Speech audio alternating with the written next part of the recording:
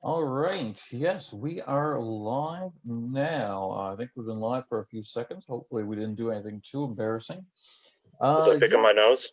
No, you were not. You were not. All right, All good. right. Thank you everyone for joining us. Whoever's joining us, we'll be looking there in a second now and seeing how many people have joined us and if we have questions or anything like that.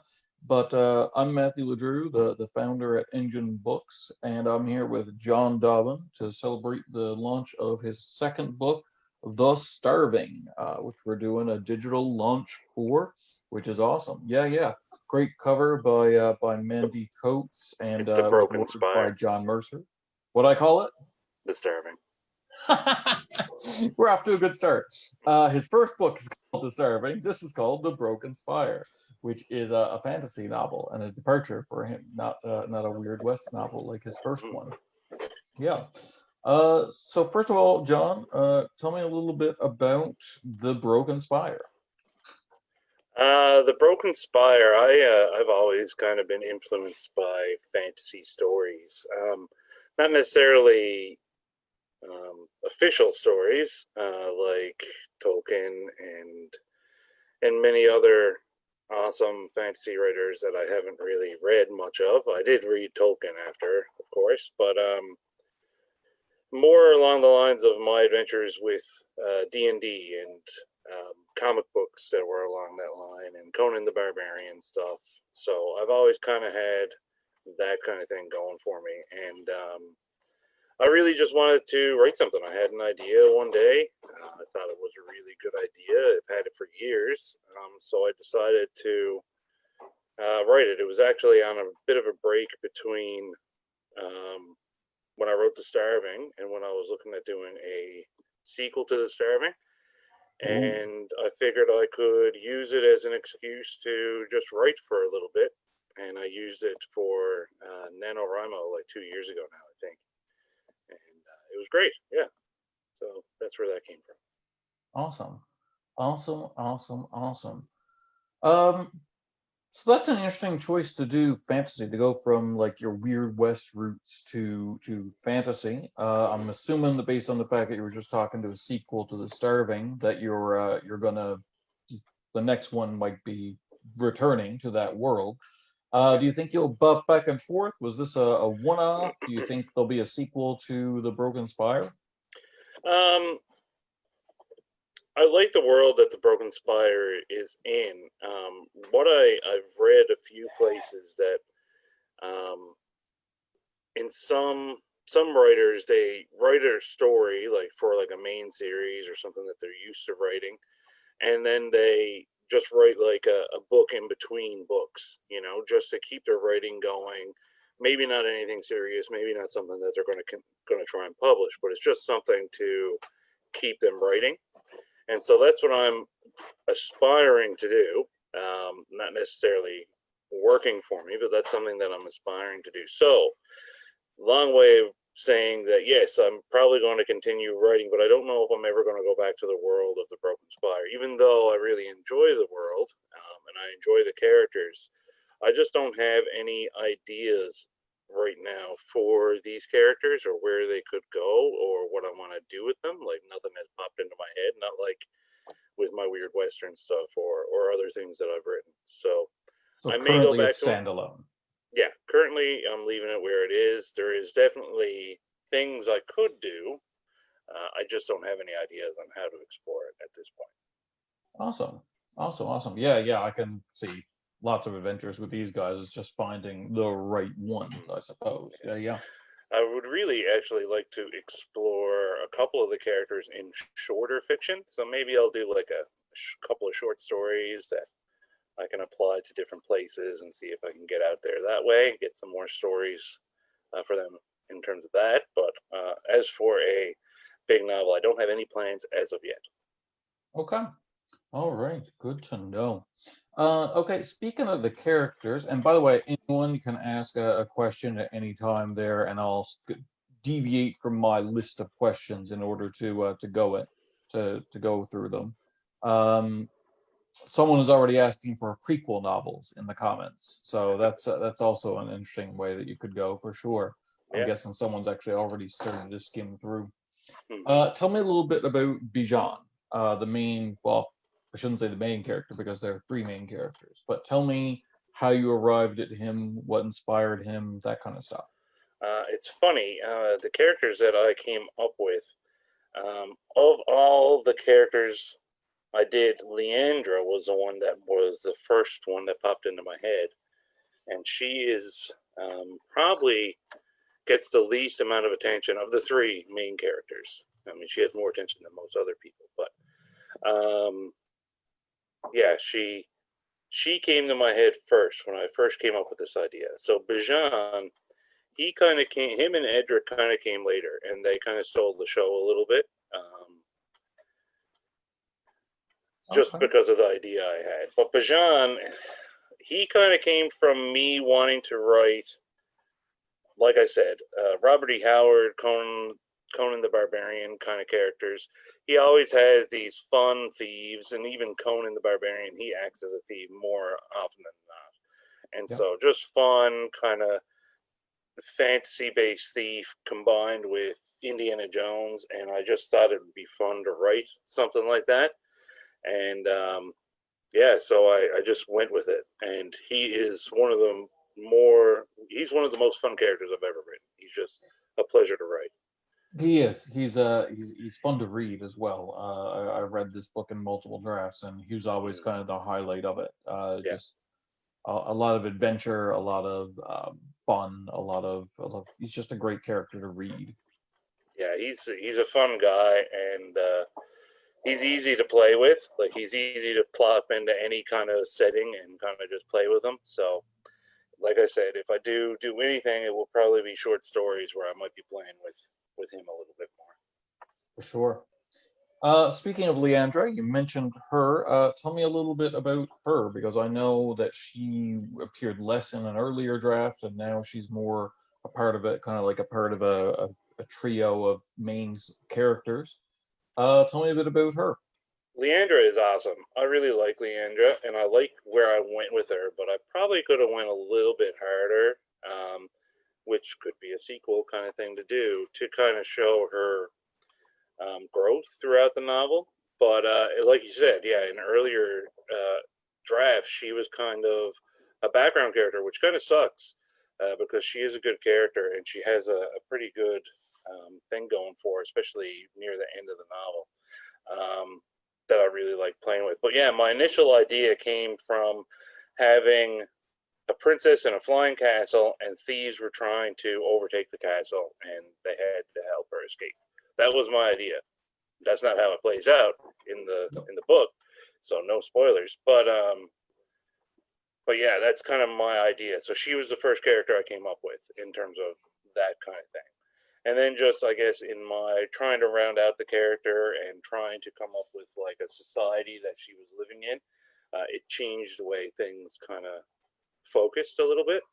Sure. Um, but yeah, she's a good character. And I chose her name actually, Leandra, because I think it's like lioness or something along those lines, like strong kind of uh, strong character, leader, that kind of thing. And that's what she is. She's a strong leader type character, and I hope it comes through in the book that you see a bit of that. Absolutely.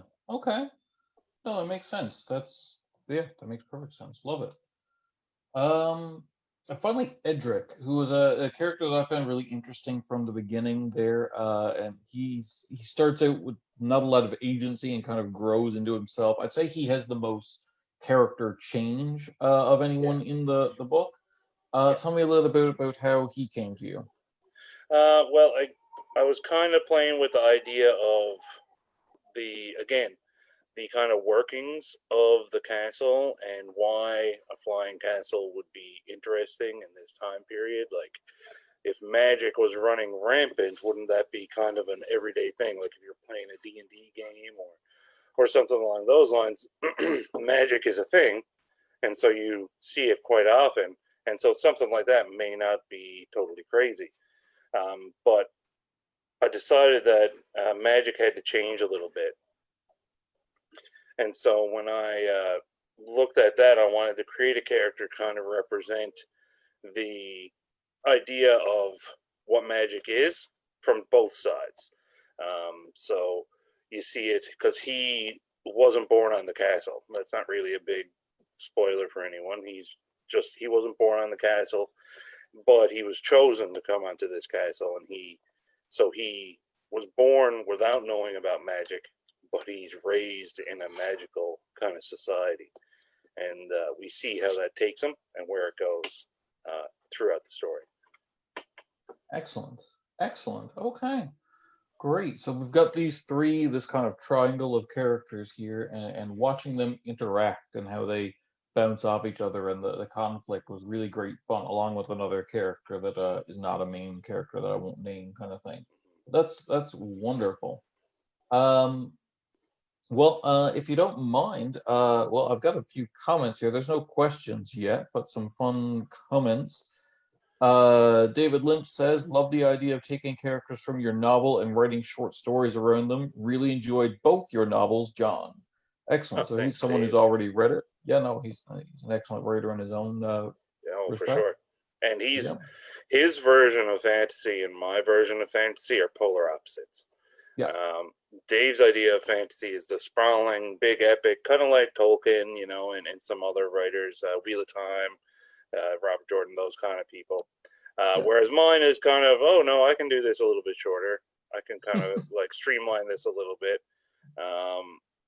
and go from there. And I think, there's pros and cons for both, right? Absolutely. And I think they can work depending on the audience and what you're looking for, that kind of thing. So yeah, it's interesting. And he's a great novelist. I can't wait to see his novels in print someday. Yeah, absolutely. Likewise, Andrew Pike and other authors come on to say the Starving was awesome. Congrats on releasing your second novel. And John Mercer says, flex those creative muscles, you swole beast.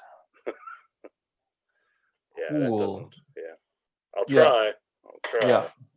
Yeah. Swole beast. Swole beast. All right. Well, if you don't mind, I think you had a small section of the book that you were going to read for people to see if we could entice anyone to check it out on ebook or to order it. You're also going to be at the St. John's Farmers Market signing copies on December 12th from 11 a.m. to 12:30. So if anyone wants to check you out there. But yeah, so I'll let you take it away and read a short section there, if that's okay. Sure. I'm actually going to read the second scene that I ever wrote for this story. And it's the only scene of those two that I wrote. This one is the only one that actually made it into the book in its entirety. Okay. Now, before I read, this is a chapter about Bijan, because we've talked about him. He's a fun character to read. But I will say that I kind of stole names and made up names for this character and where he starts off in terms of cities and countries, and I'm not even sure if I know how to pronounce them. Yay for being a fantasy author. But I will. Well, however you pronounce them, how they're pronounced. Exactly. Well, that's what I'm hoping. So, yeah. All right. So this is about Bijan. Dust rose underfoot as Bijan pushed his way through the crowded marketplace. Gruff-voiced merchants called out their wares to customers who flocked in a rolling wave of sour-scented bodies that pressed around him as he shouldered his slim frame past.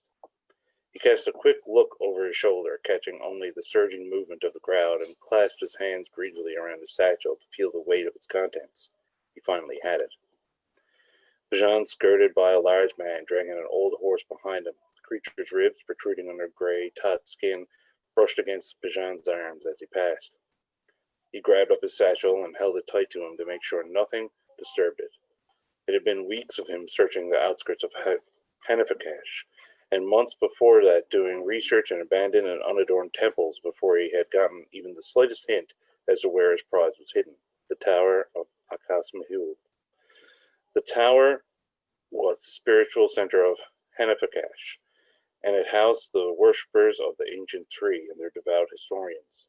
The planning he had to do to get into this was tedious beyond measure. "Pardon me," Bijan shouted behind him, not caring to look back at the grumbling matron he shoved out of his way. He allowed himself a moment to breathe more freely, confident that he had been folded completely into the knot of people that occupied the small square.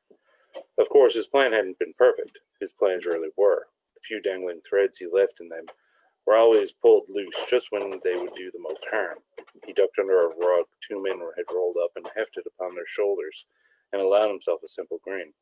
So what if the guards had become aware of his presence? He thought. At least he got away. This time. "Stop! Thief!" A voice rose above the nattering hum of the crowd, bringing it to an uneasy silence as they turned towards its source. Bijan cursed to himself and turned. Alarmed as he was, he didn't want to be singled out in the gathering. He clung to his satchel. An enormous man stood above the crowd, his immense weight supported uneasily by a large crate. He wore all black, from the top of his turbaned head to the point of his leather boots, and his right hand rested comfortably on the large hilt of an oversized scimitar that hung by his side. His left hand was extended to the sky to draw all attention to him.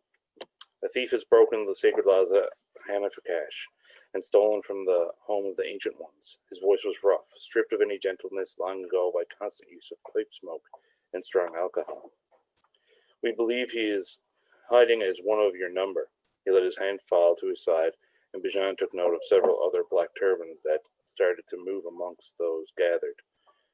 "We, the brothers of Sumet, ask that you present yourself to us.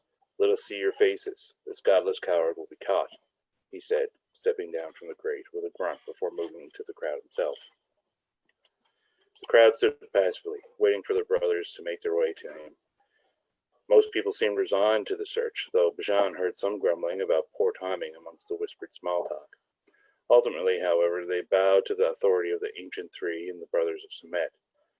Bijan tried to mimic those around him, tried to seem aloof, unworried, but would make slow steps towards a small alleyway once he was sure no one was looking. Sweat rolled down his forehead, and he clutched his prize even closer. "Horrible timing, eh?" a stout man said, leaning in to whisper in Bijan's ear.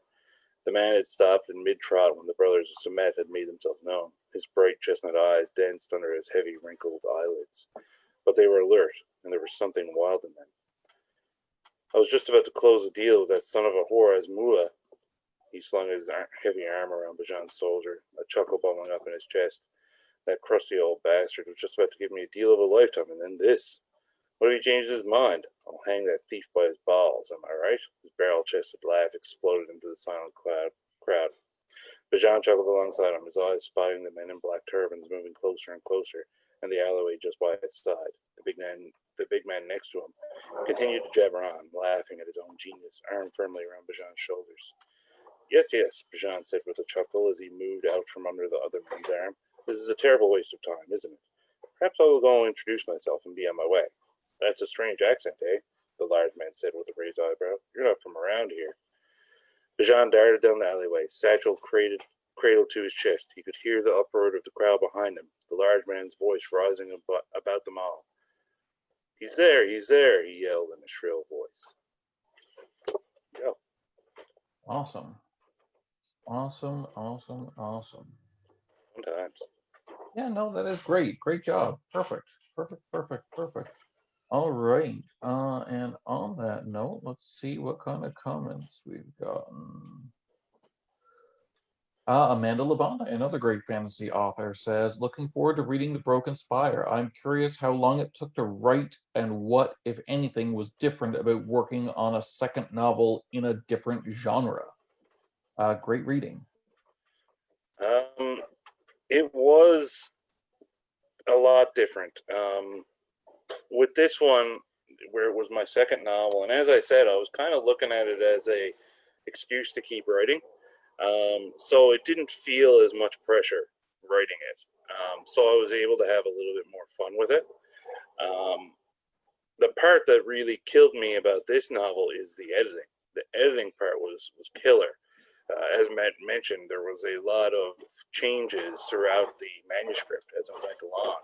And so all of those different kind of changes that I had to make, and Leandra, one of the main characters, wasn't even a big part in the initial manuscript. So I had to add a lot. I had to change perspectives a little bit. I had to add um, more need, more wants in there for all the characters, and I had to make things a little bit more suitable, I guess, to an overall novel. And so, yeah, that was really hard, that part of it. And I think a lot of that came from because it was a different genre. With weird westerns and westerns, I kind of know a little bit about that. I did a lot of research around that. With fantasy, when I was first writing it, I went from what I like to do, what I like to read, but not really focusing on any of the, the things that people normally do or what people are looking for. And so after the fact, after I'd written the first draft of it, I had to kind of go back and do some work afterwards to kind of figure that kind of stuff out. And so, yeah, it was the initial writing easy because I didn't put a lot of pressure on myself. After that, a bit harder. Absolutely. That's interesting that you say that, because one of the questions that I ask people on the radio show a lot is how getting a book published changes how you write. And a common answer is like that eventually, like, this thing that you did for fun and to be a hobby becomes work. Like you not hobby as in like to diminish it, but like as in you did it for enjoyment, and now you're thinking about what people are going to think of it. So it sounds like you got around that kind of sophomore slump by just you did it just for your own entertainment at first. Yeah, yeah, and I think that's where those writers that I mentioned before, and I can't name any by name right now. I think Delilah S. Dawson is one of them who've said, doing that kind of do a dump book in between your main books just to kind of get it out of your system, to get that like nattering idea that's like, oh, I should really write this novel now, that kind of distracts you when you're actually getting into your serious writing. Not to say that this isn't a serious book or I didn't take it seriously. It's just that I was going from a Weird West to a totally different genre and a totally different idea that came to me as a dream. So, it was kind of a bit of a different kind of feeling going into it. So yeah, it was just, it really kind of helped me reduce the pressure, I guess, by just, just saying, what, I want to write for fun. I'm going to get this idea out that I've had for a long time. And I think it's going to be a good time to focus on, developing different characters and seeing what I can play with as I write. Awesome, wonderful. Andrea Hackett says, so while you're reading, my son stops and goes, what did he just say? He heard the cursing. Haha. I'm sorry. No, you're I not. should have. No, I'm really not. My 4-year-old is watching upstairs. I'm downstairs, if you couldn't tell by the surroundings here. But my 4-year-old and my 14-year-old are watching as well. So, yeah, I'm probably going to be hearing my 4-year-old say that a lot. Awesome. All right. Well, Andrea, you're not the only parent that has to deal with it. At least that's good. A lot of people saying they're really looking forward to getting into that, so that is wonderful. Glad to hear it. Yeah, no, this is I love both your books, but I definitely like this one. Starving's one of my favorite books from our 2019 year. This one's awesome. I'm glad that we got it out this year, even though it's during COVID times and stuff like that. So it's not as we don't have the lunch that we did for Starving, but it's still, I think people are going to respond to it really well. It's a wonderful, wonderful book. Yeah, I really hope people like it. I mean, I keep saying that it's not as serious, like alluding to the idea that it's not as serious as the Starving, but it certainly is. I did a lot of hard work on this. I really enjoyed writing it, like really enjoyed it. Playing with these characters was a lot of fun. And I just hope people, when they read it, they have fun with it. They see a bit of fun there. Now there are some dark parts in this book as well, because I can't remove myself completely from that world, whatever I write. But yeah, I just really hope people have fun and enjoy it for what it is. Yeah, I'll tell you, between this and Ashes, which is advertised in the back of the book there, it's what reminded me of it. We're having a killer year for fantasy. This is it's been a really great time for fantasy and fantasy writers. Yeah, and Ashes is another great, and again, a different kind of view of what fantasy can be, because I know Laura Lana Dunn, who's a fantastic writer, She's kind of doing it similar to what David Lynch does, in that they're making these big sprawling kind of epics, and kind of, I think hers is more focused on the YA kind of thing. But it's a little bit different than the Broken Spire. I don't want people to go in thinking it's the same kind of thing. But I mean, we have Laura Dunn, so she's a great person to kind of, if you need to scratch that itch and you can't get it with Broken Spire, find Ashes by Laura Dunn. Yeah. One of the first reviews we got in was for a fantasy book. This is thin, but not really. I mean, it's still 300 pages. My God, it's just people are used to these like phone books, I think. Yeah. Awesome, and I mean, awesome. there are some shorter fantasy books out there. So I mean, I think it's still a thing. It's just where, like you said, people are just used to these big phone books. Yeah, for sure. Beautiful book. Lovely. Perfect. Well, everyone can check it out online on Amazon. Like I said, it's up on an ebook for $3.99, and the print book, I believe, is $19.99. I think you can still get it here in time for Christmas if you wanted to, but if not, we will be at the St. John's Farmers Market on December 12th. You'll be there from 11 a.m. to 12:30, signing copies of this beautiful book. Yeah, it's a lovely book, and again, shout out to Mandy and John for making that cover, and really awesome. We're already getting some compliments on it.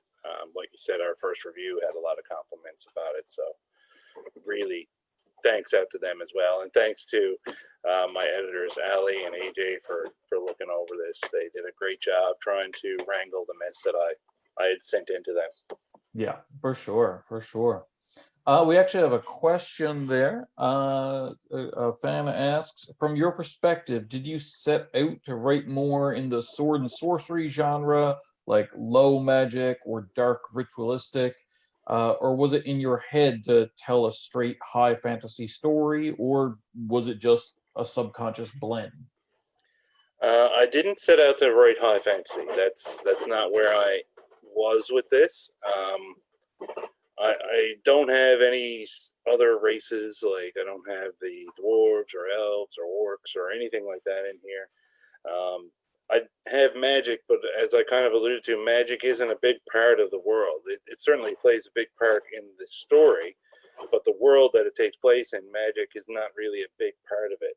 So I did kind of want to go with the kind of sword and sorcery based stuff. That's where my interest was lying. Like I said, I played a lot of D&D, and a lot of D&D that I played with my buddies, we were kind of all focused or influenced by like Robert E. Howard, Conan the Barbarian, those kind of sword and sorcery kind of less magic, more kind of fighting and adventuring kind of stuff. And so that's where I kind of came from with this. That's the idea I had, and that was my idea of fantasy. Like that's my fantasy. That's what I focus on. Not that I don't like the other fantasy. I really do enjoy it. Lord of the Rings is great. I love the books and the movies, that kind of thing. But it's just not what I want to write. So that's where I kind of focused it on. I kind of kept it lower, I guess, more close to the ground. A little bit more brutal, some dark stuff in there, but yeah, with a bit of humor, I think, as well. Awesome. Got some great authors in here making comments. Everyone wishing you well. That's great. Awesome. Wonderful stuff. All right. Well, we will call it time there. Again, anyone who wants to check out the book, absolutely, please do. Either again, ebook, online print, or at the St. John's Farmers Market coming up on December 12th. And obviously, we'll have it in all the time after that. That's just the last one we're going to be at, I believe, before Christmas. You've got actually a second book coming out this month. The sixth book in the Slipstreamers series will be coming out on December 14th. So this is an interesting. This has been an interesting season for you because you were also in Terra Nova, which blew up like nobody's business. Yeah, it's been a crazy year, despite the pandemic. Despite the world turning upside down, it's been a pretty cool year for me. Did my second book out, honored to be part of Terra Nova and what's happening with that, and also to be a part of the series with Cassidy Kane and Slipstreamers. And Yeah. what's fun about Cassidy Kane, I had a lot of fun writing Cassidy as well, because again, she's similar to Bajan, maybe not as cutthroat or nasty as he can be, but she is certainly an adventurer, and she is fun to write. Like she is up there, and so I had lots of fun playing around with her character as well. She is a fun character, absolutely. Yeah. All right. Well, I will let you go, John. Thank you to everyone who tuned in to the launch of the live stream, and we will check you all out soon. And please let us know when you read the Broken Spire what you think of it. Yeah, thanks everyone for the support. I really appreciate it, and reach out if you have any questions. Awesome. All right. Thank you, John.